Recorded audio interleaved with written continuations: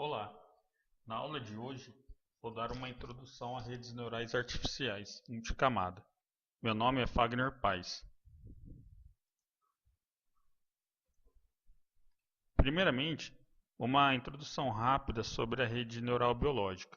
Afinal, foi devido à facilidade e à naturalidade com que os neurônios biológicos podem aprender que levou a tentativas de emular uma rede neural biológica em um computador. Aprender é uma característica fundamental e essencial da rede neural biológica. Redes neurais têm a capacidade de aprender através da experiência de vários treinamentos.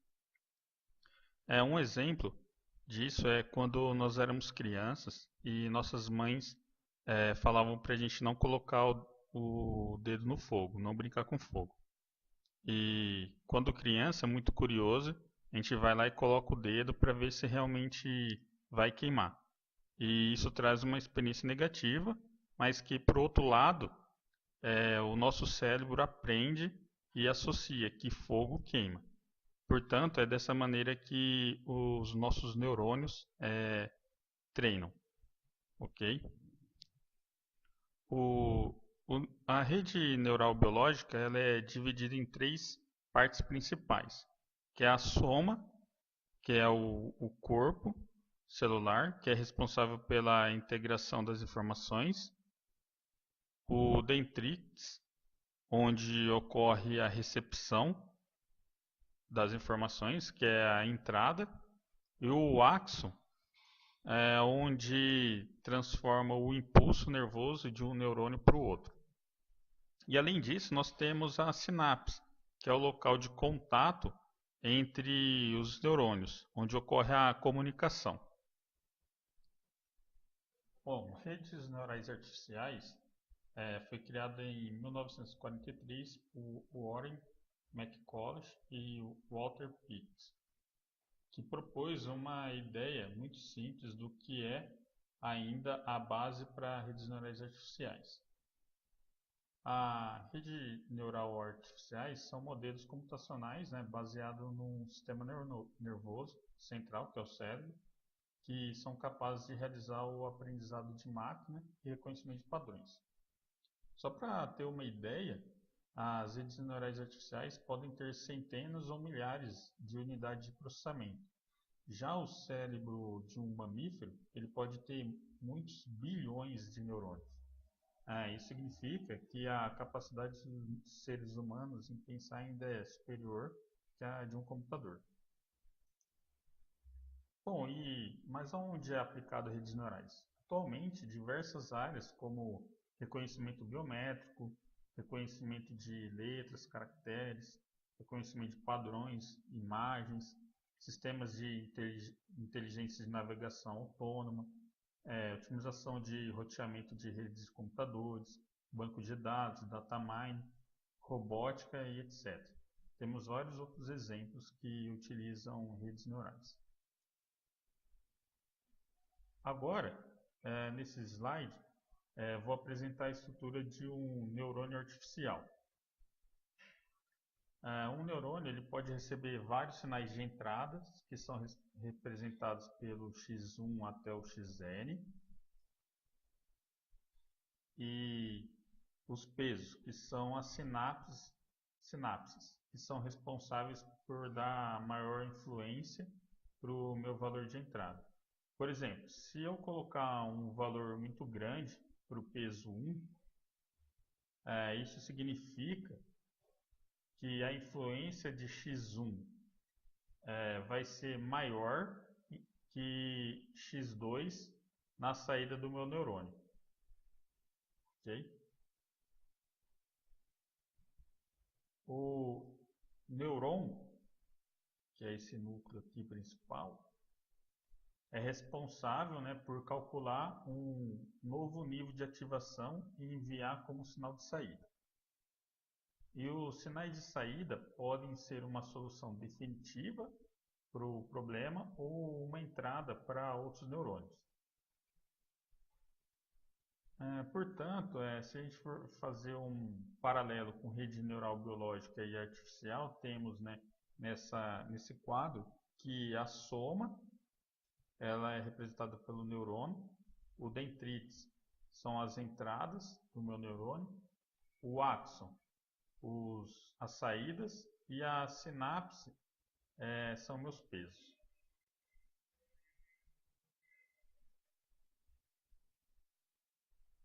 O perceptron, que é a rede neural artificial mais conhecida, foi proposta por Rosenblatt em 1959. O perceptron é uma rede neural simples que possui uma única camada e pode ter indeterminadas entradas. Ele possui uma função linear separável, representada pela somatória das entradas versus os pesos e thresholds, ou limites. E o limite é representado pela função de ativação sigmoide, que transforma a entrada, que pode ter valores infinitos, em um valor na faixa entre 0 e 1. O perceptron é utilizado para auxiliar na separação de conjuntos de dados em classes. Um exemplo é, por exemplo, aquele visto em sala de aula, que é o salmão versus o robalo, né? Os tipos de peixe. Então eu poderia fazer uma separação. Mas uma rede neural perceptron simples, ela possui algumas limitações, que nós vamos ver no próximo slide. O perceptron de apenas uma camada de neurônio, ele não pode ser treinado para executar operações ou exclusivo. Isso significa que não é possível resolver problemas não lineares. Por exemplo, os dois primeiros gráficos apresentados no slide são lineares, e o perceptron tem condição de realizar a separação das classes. É possível ver na porta END que as saídas zeros são representadas por pontos brancos no gráfico, e a saída com valor 1 é representada por ponto preto. Portanto, a classe 0 e classe 1 podem ser linearmente separadas com uma reta, né? Da mesma forma, com o exemplo da porta OR. Mas, já no exemplo da porta O exclusivo, o perceptron com camada única não é capaz de realizar a separação das classes 0 e 1 com uma única reta, conforme apresentado no gráfico aí.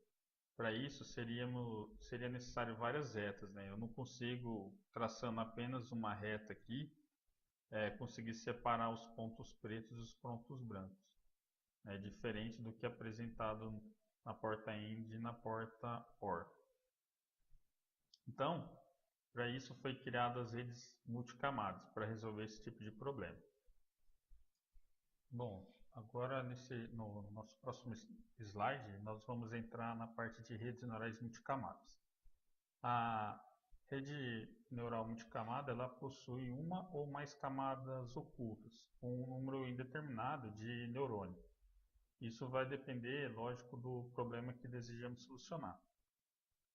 Nesse caso, a saída possui uma função não linear, onde poderia ter, por exemplo, vários xzinhos aqui. Opa, o xzinho aqui está estranho. Então poderia ter vários x e aqui as bolinhas. Então nesse caso, eu conseguiria separar aqui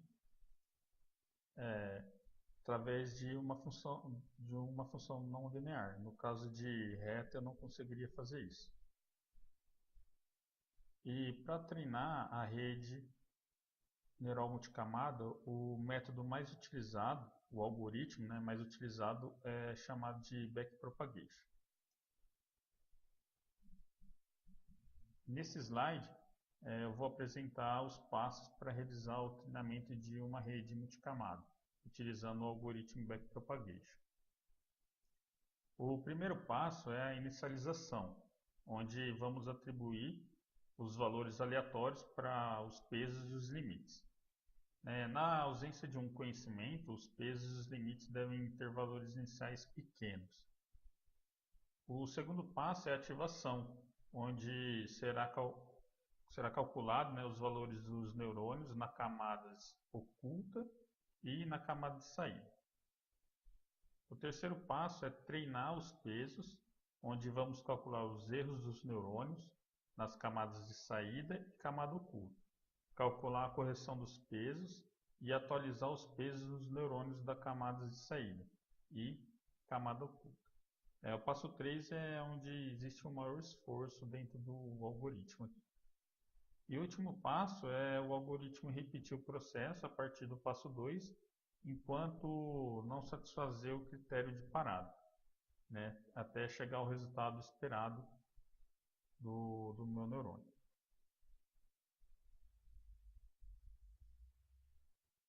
Em nossa aula, nós vamos realizar o treinamento da porta ou exclusivo, né, onde o nosso objetivo é treinar o neurônio para alcançar a saída desejada. Nesse caso, a porta ou ela é representada, né, por entrada x1 e x2 e a saída desejada.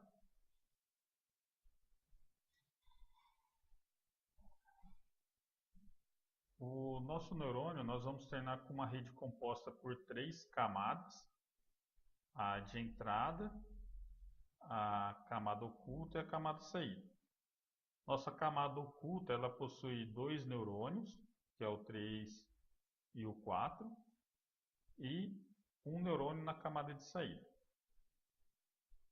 Bom, conforme os passos de treinamento do algoritmo Backpropagation, o primeiro passo é atribuir os valores aos pesos e os limites. Lembrando que na rede neural o peso faz o papel da sinapse em uma rede biológica, né, que é a comunicação entre os neurônios. Então, no nosso primeiro ciclo de treinamento, né, a gente vai colocar esses pesos aqui aleatórios, para os pesos e para os limites. Bom, pessoal, agora nós vamos para a parte prática do negócio, né? A princípio, olhar essa fórmula aqui assusta um pouquinho, eu também assustei, mas com o tempo a gente vai se familiarizando com ela. A gente vai calcular os valores dos neurônios na camada oculta. Então, primeiramente, qual que é a ideia desse cálculo? Encontrar a saída do neurônio 3 e do neurônio 4, através de suas entradas e pesos. Okay? A fórmula para calcular a saída do neurônio é y, j, onde o j é o número do neurônio, sigmoide é a somatória das entradas versus o peso, menos o limite, o threshold, do neurônio. Bom, então, o neurônio 3 ficaria da seguinte forma a fórmula. Sigmoide da entrada 1, okay? Entrada 1, vezes o peso W13, mais a outra entrada do neurônio, que é o X2, vezes o peso W23, menos o limite 3, que é esse cara aqui. Então, alterando as variáveis aqui para os valores que a gente atribuiu no passo 1, então ficaria a fórmula onde a fórmula do sigmoide é 1 dividido por 1 mais e elevado a x. O x seria a somatória do neurônio, okay? E o resultado seria esse valor aqui. A mesma coisa a gente vai fazer para o neurônio 4. Então, atribuir os valores para o neurônio 4, onde agora o x1, a entrada é x1 vezes o W14, que é o peso, mais o x2 vezes o W24, menos o limite do neurônio 4. Bom, então a mesma alteração aqui das variáveis para os valores, e o valor de saída do neurônio 4 é esse valor aqui. Então, né, nesse primeiro cálculo, nós encontramos os valores da saída do neurônio 3 e do neurônio 4. O próximo passo é encontrar a saída do neurônio 5.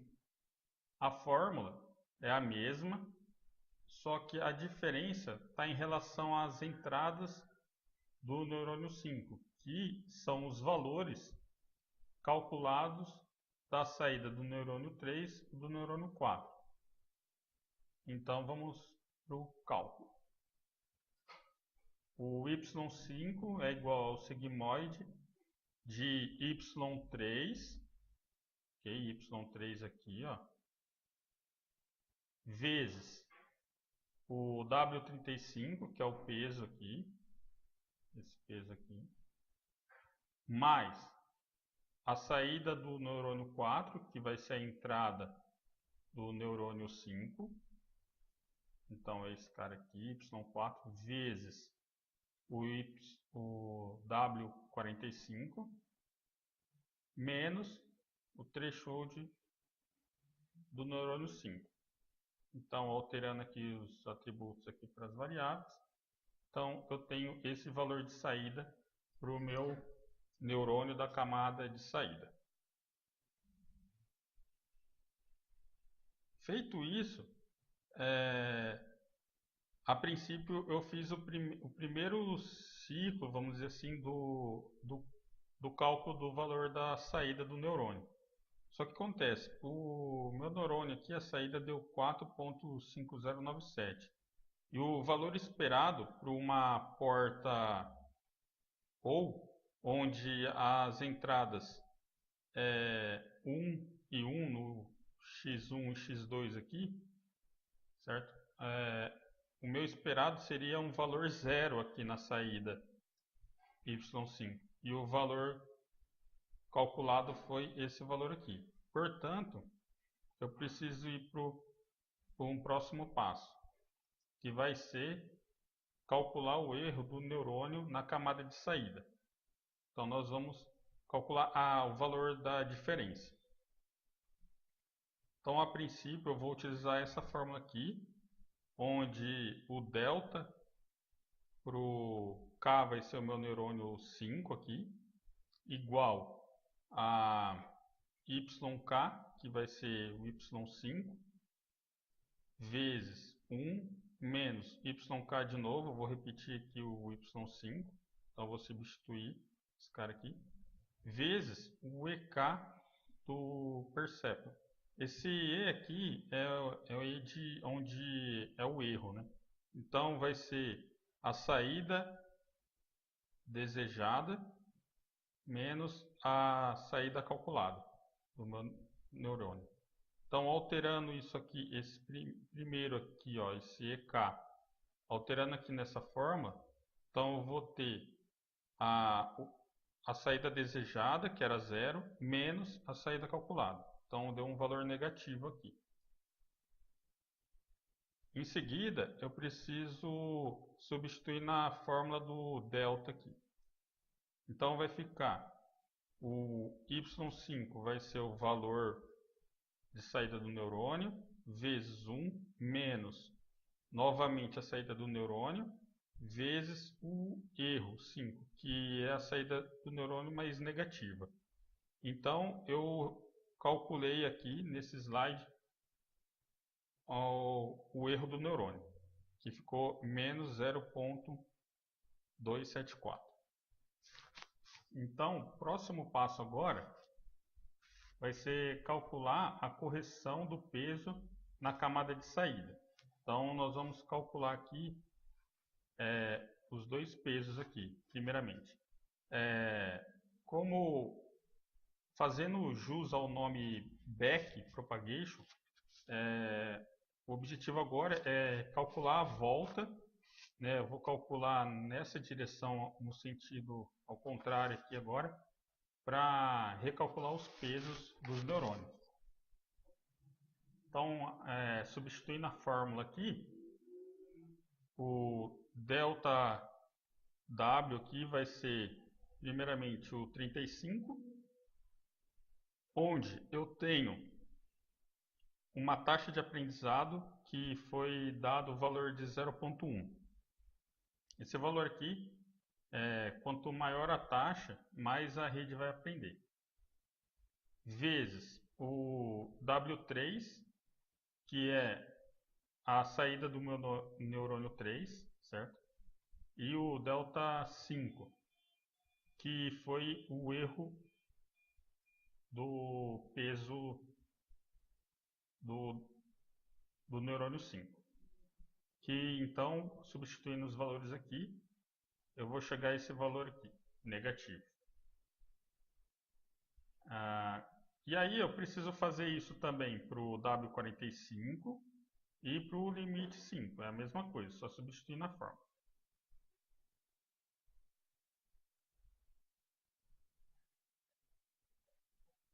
Continuando ainda no passo 3, que ainda eu não cheguei no ajuste total dos pesos ainda.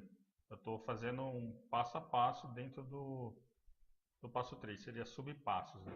Então agora eu vou calcular os erros dos neurônios na camada oculta. Então eu já calculei o erro do neurônio na camada de saída, eu calculei o ajuste dos dois pesos aqui, e agora eu vou calcular o erro do neurônio na camada oculta. Então, do neurônio 3 e do neurônio 4. É aquela mesma forma para achar o delta 3 aqui e o delta 4. É a mesma forma que eu utilizei para achar aqui no cálculo do neurônio na camada de saída. Então eu vou substituir aqui, no caso, o WJ aqui vai ser o W3. Desculpa, o YJ vai ser o meu Y3 vezes 1 menos Y3 vezes o delta 5 vezes W35, que é esse valor aqui. Então, substituindo os valores, vai ficar a saída do meu neurônio 3, que foi 0,5250, que foi aquele valor que a gente calculou a saída do neurônio, vezes 1, que é uma constante aqui, menos, novamente, a saída do neurônio 3, vezes o meu erro no neurônio 5, vezes o valor do meu W35, que é aquele valor inicial ainda. E esse valor ficou igual a 0,0381. A mesma coisa eu vou fazer para calcular o erro do neurônio 4 na camada oculta. Então, substituo os valores aqui e chego nesse valor.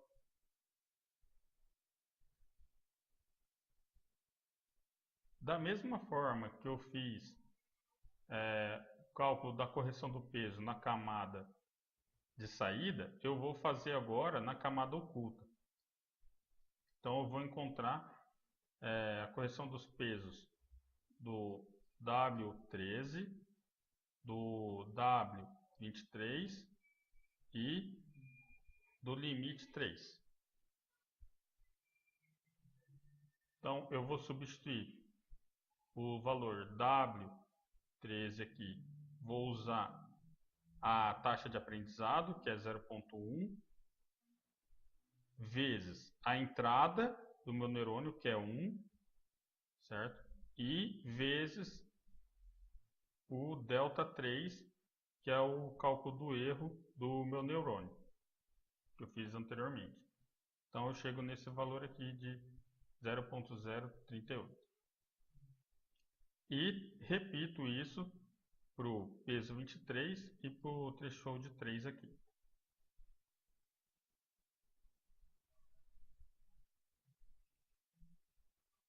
Opa!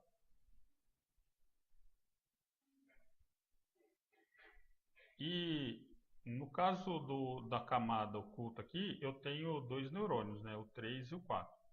Então, primeiramente eu fiz do W13 e do W23. Agora seria o caso de eu fazer do W14 e do W24, que são entradas para o neurônio 4. Então, o cálculo aqui é o mesmo do slide anterior, são as mesmas formas. Simplesmente eu estou descrevendo ela aqui.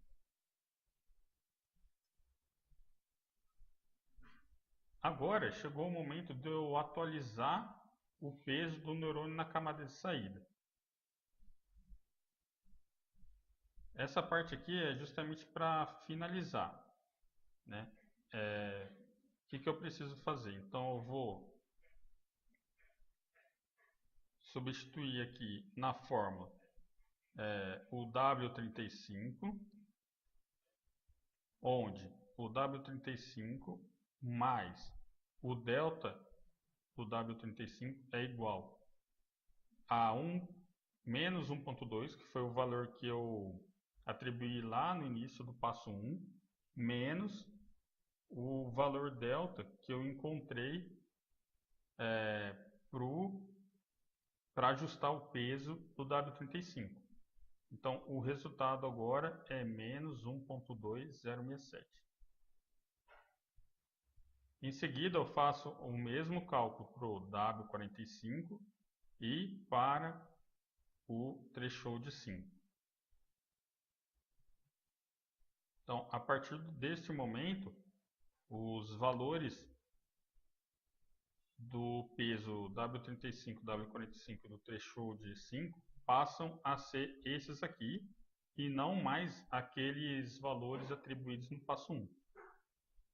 Da próxima vez que eu for treinar minha rede neural, eu vou estar utilizando esses valores aqui nas fórmulas. A mesma coisa eu tenho que fazer para os pesos de entrada do neurônio 3 e do neurônio 4 na camada oculta. Então, é a mesma fórmula, eu só preciso estar substituindo aqui os valores.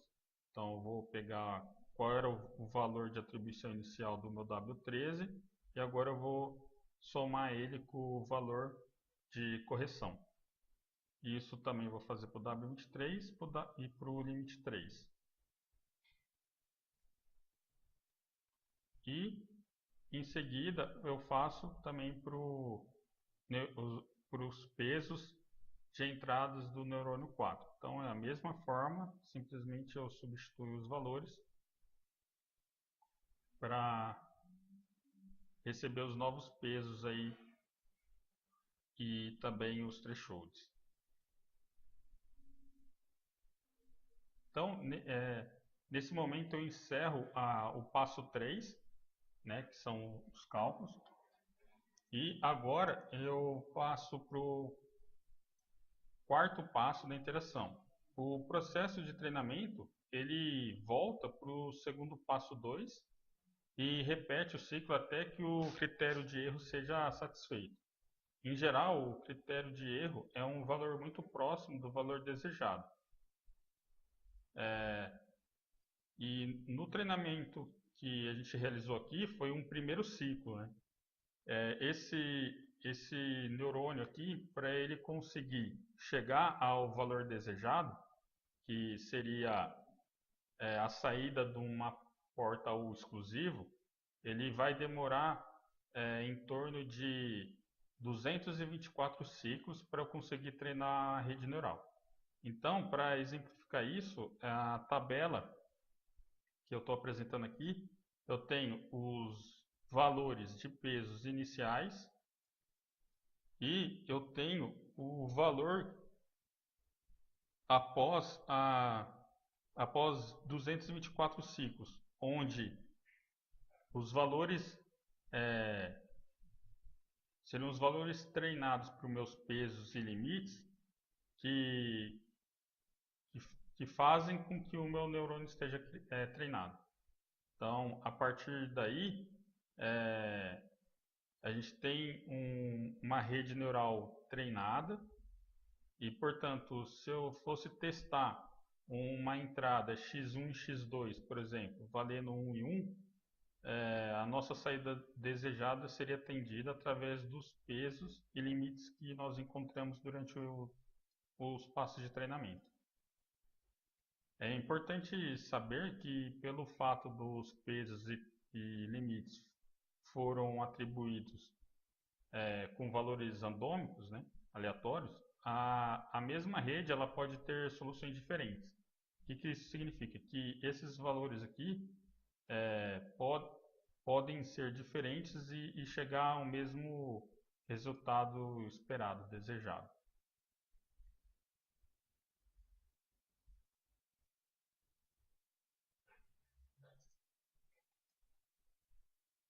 Bom, pessoal, esse vídeo teve o objetivo de realizar uma breve introdução sobre redes neurais artificiais multicamadas. Dúvidas e sugestões, por favor, deixem em seus comentários. Muito obrigado.